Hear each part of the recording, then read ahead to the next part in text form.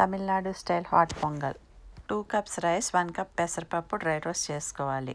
తర్వాత బాగా రిన్స్ చేసి 2.5 టైమ్స్ వాటర్ వేసి కొంచెం ఉల్లిపాయ, పచ్చిమిరపకాయ, కొంచెం సాల్ట్, పసుపు వేసి కలపాలి. 3 to 4 విజిల్స్ ప్రెషర్ కుక్ చేయాలి. తాలింపు కోసం 1 టీ స్పూన్ ఆయిల్, 2 టేబుల్ స్పూన్లు నెయ్యి వేసి వేడి చేయాలి. కొంచెం జీలకర్ర, మిరియాలు, జీడిపప్పు వేసి లో ఫ్లేమ్లో ఫ్రై చేసుకోవాలి.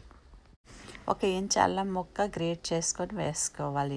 సన్నగా కట్ చేసిన పచ్చిమిరపకాయలు, కొంచెం కరివేపాకు వేసి బాగా ఫ్రై చేసుకోవాలి. అలాగే ఇంకొంచెం సాల్ట్ వేసి కలపాలి. చూస్తున్న విధంగా మెత్తగా ప్రెషర్ కుక్ అయినాక ఈ తాలింపు అందులో వేసి బాగా కలపాలి.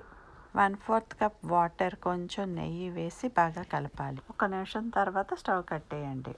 Hot pongal ready. ఎంజాయ్.